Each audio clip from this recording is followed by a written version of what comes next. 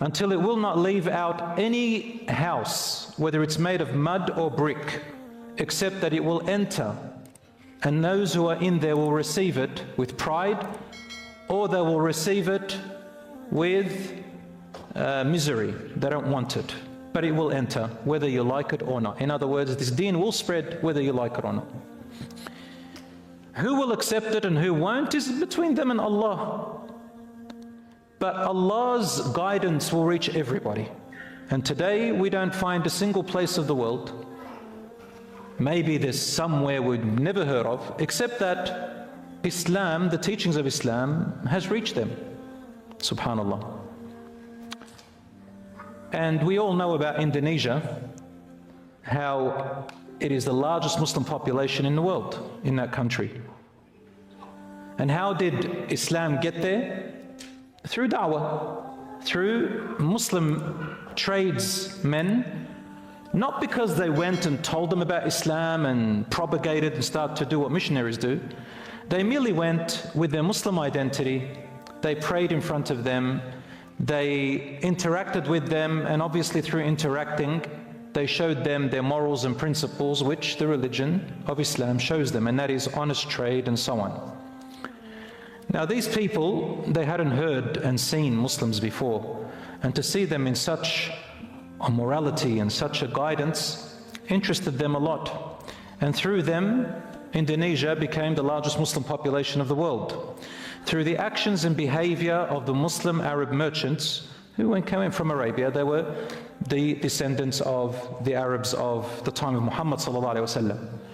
And in the 1600s, the Indonesian Macassan tribe, they're called the Macassans, entered Australia and started doing trade with the Aboriginals, the native peoples of Australia. 1600s, before Britain, before the Dutch, before the Polish, before any of them came to Australia, the Muslims were doing trade with the Aboriginals, the indigenous peoples of Australia.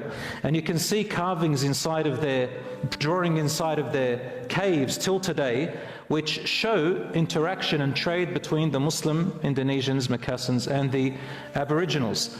And you have even some funeral rituals that they drew, taking on similar rituals and practices of Muslim funerals. Subhanallah. And they never hurt them or denied them or colonized them. They traded with them in truth and honesty. And throughout the world you can see Islam spread like lightning.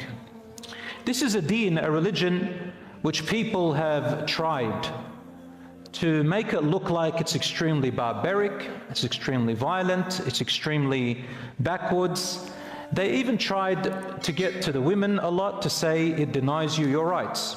Yet, several studies, and you all have seen it, have shown that among the highest conversions or reversions to any religion nowadays in the 21st century is to Islam. You'll find several studies, let's just say that among the top.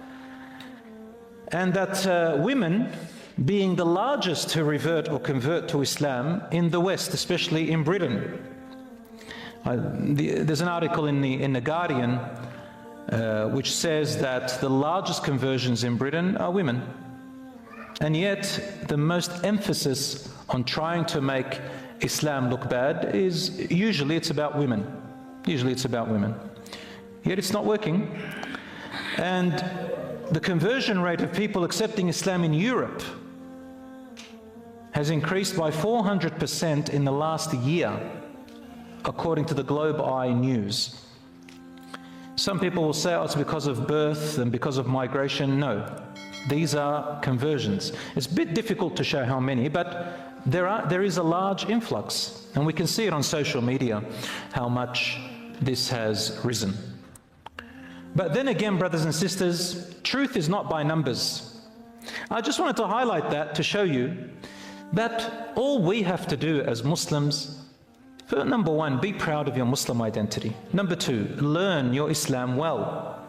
Number three, practice your Islam to the best of your ability. For actions speak louder than words. And you all know that in the time of the Prophet ﷺ, when he wanted to enter Mecca, and do Hajj. The story of Hudaybiyah. The Meccans, people in there would not allow them to come in. So they sent a representative of them, and they made a treaty, a Hudaybiyah treaty. They said, we will have 10 years of peace between the idol worshippers of Mecca and the Muslims of Medina. Neither will harm the other. Peace, and the Muslims can speak about their religion, and so can the Meccans, the polytheist Meccans can speak. Nobody will harm anyone. 10 years of peace.